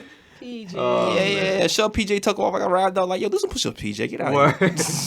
And PJ a big dude too. Yeah, so PJ looked like he he played football. eats dudes. Word. Pause. Yeah, that's a big pause. Big pause. Yeah, big Big pause. pause. Big facts. Yeah. All right. So what's RJ's facts for this week, man? Yeah, so RJ Barrett this week, he had, in 3 games, 19.3 points a game, All right. 4.3 assists per game, 4.3 rebounds. He shot 38% from 3. And he shot 48% from the field overall. Yeesh. Now, we talking about threes, man. We always talk about, damn, what would RJ look like if he hit threes? Well, like that. Yeah. That Rockets game is what RJ would look like if he hit threes. Hopefully that continues. Yeah. It seems like the shooting has been going up lately. There's been rumors that Allen Houston has been training him. Okay. And there's also rumors that it could also be this guy named Lethal Shooter. Oh, Lethal. Oh, yeah, his IG. Yeah, I know, I'm not sure Lethal who's training Shooter. right now. It's kind of a discrepancy, but he has been working on his shooting, and it looks like it's paying off. So shout out to RJ Barrett, this week's player of the week. It could have been Elfrid Payton, but I felt like y'all would have boycotted it if I shouted out Elfrid Payton this week. So No, there is a reason why Elfrid Payton was not chosen for player of the week. Really? What? Because of his game against the Rockets. 4 points, 6 rebounds, 6 assists. That's a no. But I mean, I would also. How many minutes did he have that game too? I don't know. Well, I mean, Frank took his minutes. That's what I'm just saying. The Prince took his minutes. The Prince took his minutes. So I mean, it happens sometimes. Yeah, but RJ was more consistent. Elfrid Payton had 2 good games at the end of the week, so that's why I couldn't give him the player of the week. That's fine. Yes. All right, cool. All right, cool. That is our player of the week. You know what? Let's wrap it up. Let's do the ooze. Okay, ooze and the bros. Let's ooze the bra. Yeah, we're gonna do the ooze and the bras. Ooze and the bras time. So, if it's your first time listening, and if it is your first time listening, man, get on us, man. Go back in the archive. Listen. First of all, listen to last week's episode. First of all, where Jake was dropping gems. Yeah. And then listen to the episode before that when we had Dallas breaking down the Mike Miller offense. And then listen to the episode before that when we had Tommy Beer on. But we had a good month. Yeah, very, very good month, yeah. But yeah. So definitely check it though. If it's your first time listening, we have something called the Ooh Picks. Ooh Picks are, we describe the best plays of the week. It has to be a Knicks player doing it. Can't be anybody else. It's strictly Knicks. Mm-hmm. So, anybody have any Ooh Picks this week? I got 2. All right. Bust it out. And the reason why I have these 2 Ooh Picks is because I'm trying to defend one of the players on the Knicks that fans often be down about, but I'm like, this guy is these plays are a reason why this guy should still be a Knick. I'm very curious where this is going. My first Ooh Pick, Frank Ntilikina against the Houston Rockets. Okay. Yeah. Oh, Kathy Cosign? Yeah. So, Ooh! as I already know. I forgot about this. Go ahead. So as everybody knows, if they've watched the Knicks and Rockets game, the final possession where the Knicks were up, I think, by 1, I believe, and they passing the ball to Westbrook. Mm-hmm. Frank was in the game. He put the clamps. Frankie clamps on him, man. On Westbrook. Come on, let him know. Forced Westbrook into a tough mid-range shot. Mm-hmm. He missed, and the Knicks won the game. Defensive ooh. You don't have a lot of those, but when it happens, Exactly. It's nice. Exactly. What about the dude? Counted it. What about the little shimmy that I posted? Is that the one you was about to say? I don't know if it's the same play, but it's another ooh. It's kind of like a half ooh because he didn't finish it, but it's just the fact that he had the audacity to do it. I was like, you know what? Okay, no, yeah. I know what you about to say. Yeah, so again, that same game against the Rockets, Frank was being guarded by James Harden. And Frank was like, you know what? I feel inspired. and it was like that meme, like that Spider-Man meme, where they're pointing at each other. Harden was guarding this, and he was like, wait, hold up. Is that me? Wait, no. Is that me? So Frank sized him up, and Frank was like, you know what? I'm going to go between my legs like 4 times, bam, bam, bam, bam. Don't move. Don't go anywhere, just like James Harden would do. Mm-hmm. Then step back, 3. Just like a James. Just like James Harden would do. Just like a James. It just didn't go in. Bruh. But the fact that he had the audacity to do it, I was like, you know what, Frank? Even though you missed that, that's a ooh right there. Hey, it happens to James Harden too. Exactly. How do you say James in French? Ah.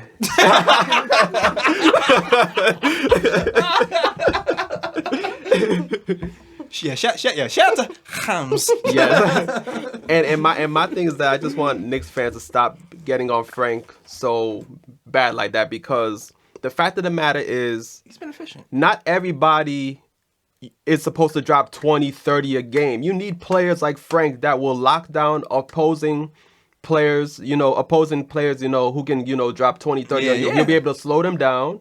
That's that's basically his floor. That he's going to be a lockdown defender, that you can put him in spots where, he'll lock down the other team's best player. Yeah. Mm-hmm. And then on top of that, keep him from scoring. Exactly. And then on top of that, on offense, he's the type of player that he keeps the ball moving. He's not gonna hold the ball in one space. The only thing you really hope for Frank is that he eventually gets a jumper, a reliable jumper, where it's you know what? They can't leave him open. And he's been coming along in that regard in the last week or so. I feel exactly. The jumper's coming along. Hopefully that pushes into next season. Who knows if he'll even be here, because who knows what Leon is thinking. But yeah, and my thing is that he fits a role on the team, and you look at pretty much every great team in the NBA, they have a player like that on their roster. Clippers, they got Patrick Beverly. The Lakers got Avery Bradley. You could point out different teams around the league that got players like that on their roster, and it's you don't just trade away a player like that because he's a number 8 pick and you expect him to be this great player or whatnot. Like, nah, Yeah. he fits a role on the Knicks. We're in a conundrum right now where everybody on the team is kind of like mediocre. Yeah. and because everybody on the team is mediocre and we're not winning, everybody sucks. Yeah. In the fans' eyes. That's what's happening right now. And even the prospects who, aren't, haven't peaked yet, everybody just kind of... Exactly. But my thing is that I'd rather a player on the team that he at least does something elite. There you go. Rather than, a player that, he just does everything okay. You know what I'm saying? I understand. Shout out to you, Upik. All right. Yes. My Upik is during... I mean, we got Thrash, but this was nice. Knicks, OKC, RJ Barrett got in his little bag a little bit. You saw the future. You saw the future kind of developing in front of your eyes. RJ Barrett, top of the key, dribbling. Our guy comes up. He sets a pick for RJ. RJ hits him with a dribble. In and out. Cross. Mitch. Rim runs to the rim. RJ dives forward. Lobs it up to Mitch. Mitch catches it and dunks it as he's kind of like falling behind the backboard. Boom shakalaka! For the finish. Oh, it was interesting. I was like, how do you catch it and dunk it and fall back at the same time? That was smooth motion. That was smooth. Yeah. So I was like, wow, that's elite. How do you do that? I can't even dunk. Oh, matter of fact, oh my God, Mitch has a ooh today. Oh yeah. Oh. We are playing. All right. Yeah, they just showed a play right now where Elfrid Payton has the ball off a fast break.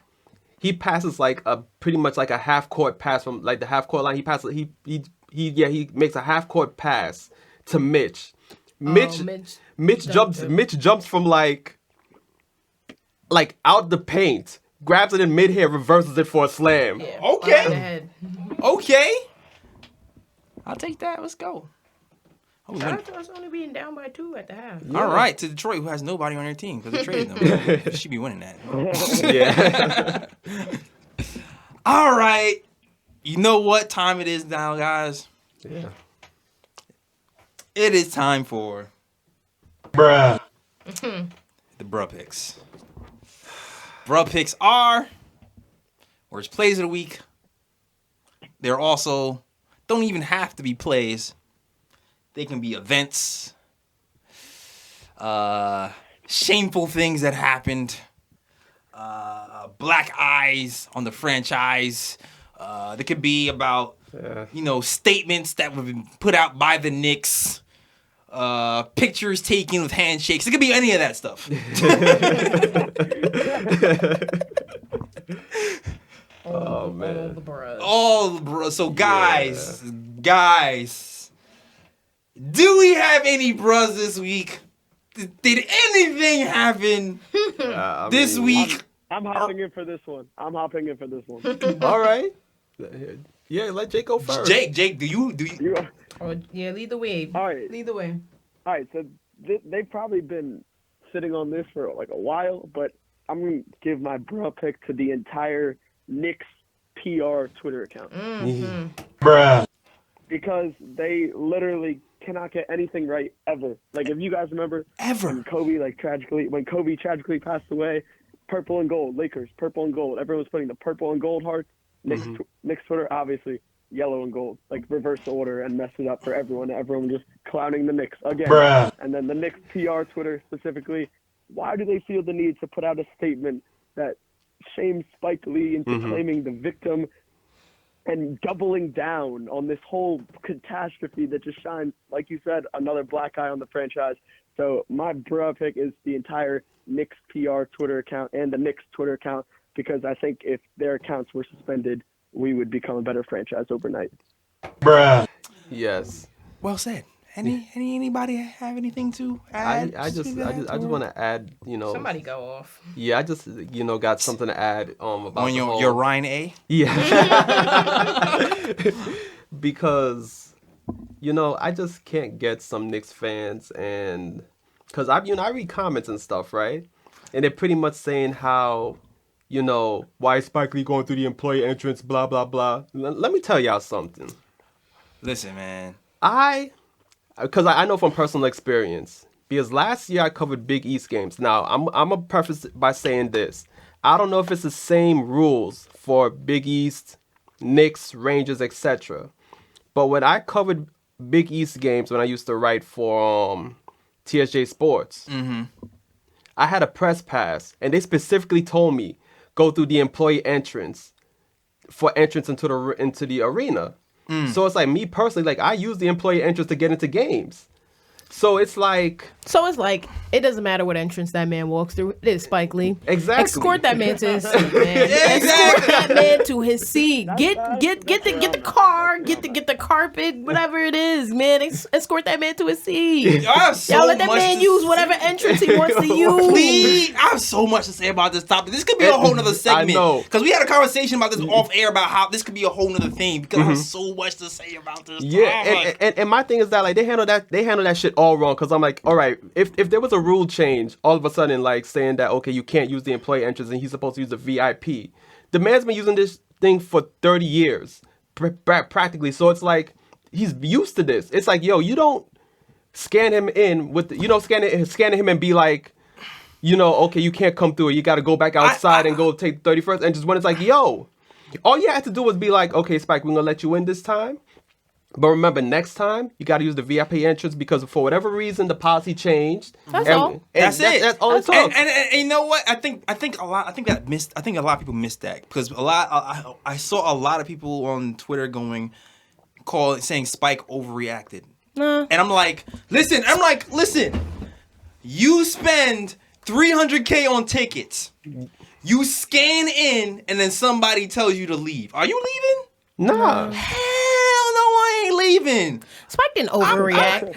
Nah. Mercury's in I'm not leaving. retrograde. I'm not leaving. You scanned my ticket already, and you gonna tell me to leave and come back in after my ticket is scanned, so that I can't? Like, no. Yeah. I'm coming in. You gotta walk me. Exactly. Personally. I'm going to raise my voice at an acceptable level. He didn't overreact though. Mercury's in retrograde. He reacted. All the energy that he gave us was warranted. That was the energy that was warranted. That was warranted. That was warranted. And I don't That's even... Mercury. That's Mercury energy. Yeah. And I don't blame security. Yeah. People are like, oh, you gotta get... No, I do not blame security. Security was doing their job. Yeah. And kudos to security for that MSG for cooler head prevailing and saying, you know what, you're right. I'm not going to take you out. We're going to bring you in and put you and sit you down. Like, kudos to security who called the audible and like, it doesn't make sense. As Spike said it himself, it'd be better that he was the one who blew up because all those dudes were doing was their job, and this is just this is a petty level that like. Right. The thing is, James, to me, the bruh goes to really James Dolan. Yeah. That's where the real bruh goes. He don't goes deserve to, a bruh. because James Dolan controls Knicks Twitter. Is James Dolan Knicks Twitter, Knicks Arena, the Knicks entrances, the Knicks Twitter PR coaches, Knicks. First of all, and like Spike said, he should have been notified, right? Second of all, Text him. James Dolan controls Knicks PR and he treats it like he's Like Donald J. Trump. Like he treats the PR. He tweets like he's the president. Like. Like, how do you treat that like your personal? Steve, stop! Take that man's password. Do your job, Steve. And my thing is that I hate to interrupt, but you know there is an actual Twitter account. I think it's like Dolan J. Trump. No, there is. Yo, actually, there is, and it's hilarious too. Absolutely hilarious. It's really actually hilarious. Yeah, that's a great point. I forgot about stuff that. Dolan would say. It's like stuff Dolan would say, but in Trump's voice, it's like an exclamation point. It's absolutely hilarious. Misspelled. So if any Knicks fans don't follow that, you gotta check that out. Yeah, definitely check that out. It's pretty hilarious. Yeah. And my thing is that, like, this is how I know that either the Knicks do not have a PR team or it's whatever James Dolan says goes. Because I'm like, yo, in PR, they teach you, like, sometimes the best response is no response. I feel like the Knicks should not have sent out any type of statement whatsoever because they should apologize to that man. Apologize to Spike. Bro. Just for whatever the confusion, whatever the mix-up, whatever. Apologize to that man. Listen, man. If there's any person that we should ever respect, it is Spike Lee. You know, and I'll say this, even in my personal relationships, right? Sometimes. Oh, give us a life gem. Sometimes. Give us a gem. Sometimes you take an L for the bigger picture. Yeah. Sometimes, even if you like, you know what, I might actually be right in this situation. Mm-hmm. Sometimes you have to take that L Exactly. just for the bigger picture. So even if Dolan thought he was, I'm down on the ledge. even if he thought he was Not right, this one though, but even if he thought he was right, but especially for a business, especially if you're a business, even if you think you're right, yo, my man knew he was wrong. you have to be like, yo, it was a misunderstanding. I value him as our customer. Exactly. He's been with us for 30 The years. customer's always right. Double back. Yeah, Exactly. like Dolan's been had money for so long, he doesn't know what it is to have customer service. That's what happens when you're born with money. You don't know how to act. Exactly. At this point, Spike shouldn't even be buying tickets. Listen. His seats should be comped. Yeah. There's no reason why that man is still paying to see y'all lose Big facts. voluntarily. He is paying, and he knows we gonna lose. He knows we suck. Yeah. Like Yeah. that don't even make sense. It don't make sense. Yeah. And there's people who are like, oh, Spike Lee is lying. There's pictures of him shaking his hand. Yo, I want a refund. I want a refund. Give me my bread back, bruh. Give me my bread back. And he's not even saying that he's not coming to the games anymore. He's saying it's right next now. Because he's a Knicks fan. next That's year what it he'll is be being a back. Knicks Yeah. fan. That's crazy. That is what it is being a Knicks fan. Being Yeah. a Knicks fan is taking abuse, knowing you're being abused, and being like, you know what, I'll see you in 4 months. Yeah. You know what? Yeah. You're overreacting right now. Yeah. And I'm going to Am let I? you simmer down. Exactly. Yeah. And my whole point was that with the whole no statement thing, I'm like, because Spike Lee originally said that he wasn't going to come out and say anything. So my thing was that you should have talked to Spike Lee and been like, you know what, it was a misunderstanding and this and that. We're not going to come out with any statement. Just going to let this blow over. Still come to the games. We'll still treat you well and everything, and then just have a blow over. If the media does come out and say something to you, where it's like, we saw this video where Spike Lee was shouting at security, whatever the case may be. All you gotta say to the media was like, it's a misunderstanding. That's We it. talked it over with Spike. Everything is good now. And then you just leave it at that. And that's the other part too. I think Spike said he read in the paper that the Knicks said Yeah, the Knicks that made it a was comment his first. fault, Yeah. and that's why he came out. Exactly. I think that was Berman's From me. paper where he read it from. But it didn't say the Knicks. It said what's the language? What's the language that the reporters like to use when they don't want to give shit away? Probably Sources. Sources say. Yeah. Sources say Spike Lee was the cause of this. I don't remember exact words, but that's why he even went on First Take in the Exactly. first place. So people killing Spike Lee And for he going on still First Take. had He was defending Nick himself. He was still defending had himself. Nick merch on, which Yeah, is crazy. exactly. He was defending himself. He was defending himself. And Nick merch. Yeah, and Nick merch. Yeah. That's deep, yo. That is deep. Listen. I need that kind of loyalty in my life. Dog. Let me tell you. Because let me tell you what I wouldn't be wearing that morning. Nick's I'd have gear. had all black like it was a funeral. Yo, this I'm is not wearing no orange and blue. yo. It's a bad relationship, yo. It's just like imagine. Respect people who are Knick fans. Yeah. It's like my wife beat me and still got the wedding band on. Exactly. you Yelled at you and beat you. Exactly. Yo, you know what? And then dragged you on social. Exactly. Yo, you know what? But I love her though. Yo, you know what? You know what James Dolan's problem is though? He doesn't know any finesse, yo. He's like that basketball player was like, he's always driving hard to the rim, getting his shot blocked at the rim. You're like, yo, my guy, don't you have a floater to your game? Ramon Sessions. That's what You remember Ramon Sessions? Yeah. Damn. Yeah. That's short memory. Like, yo, James Dolan, learn to have some finesse, man. Add a floater to Learn your some game, coups, B. man. Learn That's some what I'm saying. coups, man. Like, Yeah, man. If there's anybody that you gonna let dog you, that you gonna let play you, it's Spikeredly. It's Yes. Spike. It's Spike, yo. And you know what, too? There was another part of that interview was Spike got a interesting. lot of good friends too, man. There was another part of that First Take interview was interesting because he was like, I feel like James Dolan is harassing me, and people was like, he's crazy. I was like, I don't think he's crazy, and the only reason I say that is because me and CP did an interview with Chris Childs earlier this summer, and Chris Childs was not invited to the 99 like celebration of the Knicks teams, and he was like, why have you not been invited? And he said it's because he was so close with Charles Oakley that they kind of like shunned him. So we all know Petty. Spike was vocal and kind of backed Oakley. I don't think it's out the realm of possibility that Dolan We know it's not. troll Spike because of his We relationship know with that's Oakley. the case. Because Dolan does that shit. exactly. Dolan was that kid that didn't really have real friends. Yeah. And he's always trying to like get your attention. He wants to be your friend. I got money. Yeah. Like me. I have a feeling he was bullied when he was younger, but Oh, he definitely was.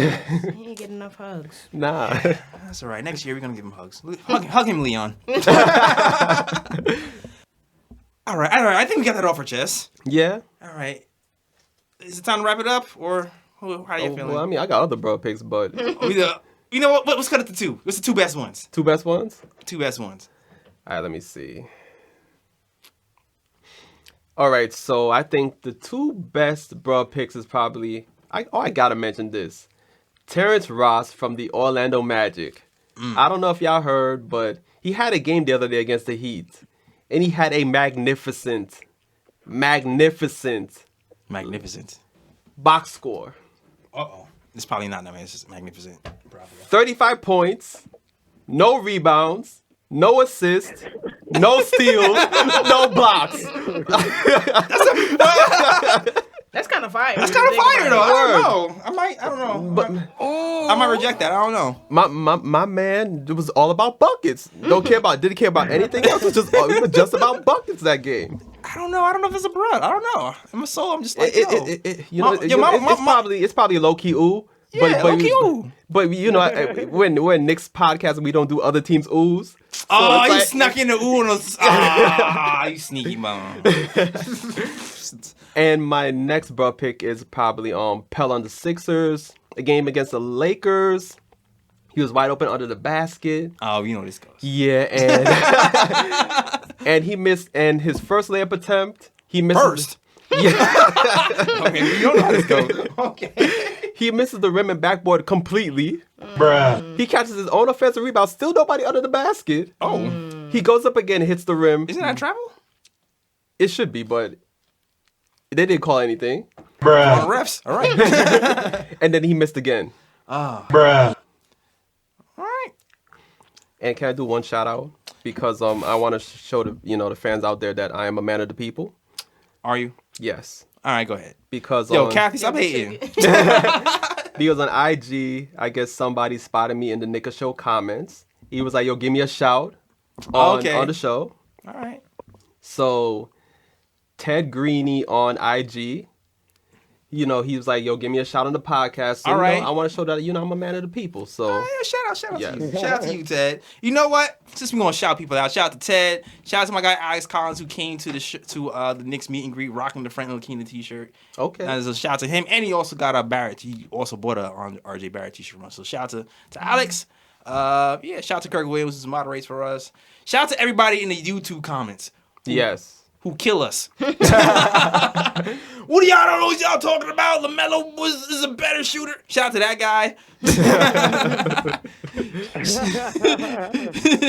Shout out to the people who's Anthony Edwards. I don't know.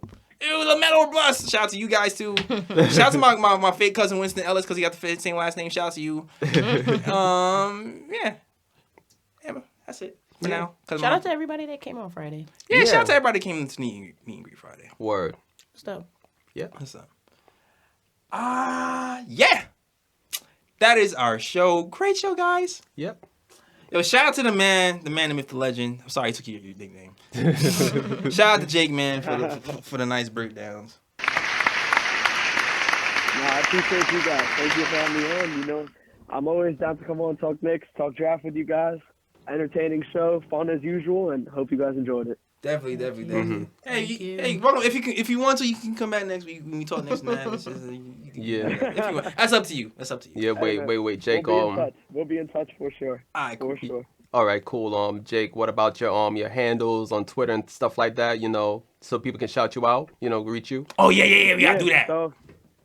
So as always, you can find all my work at jakeinthepaint.com, and I write some stuff for stockrisers.com too, so you can find all my pieces there.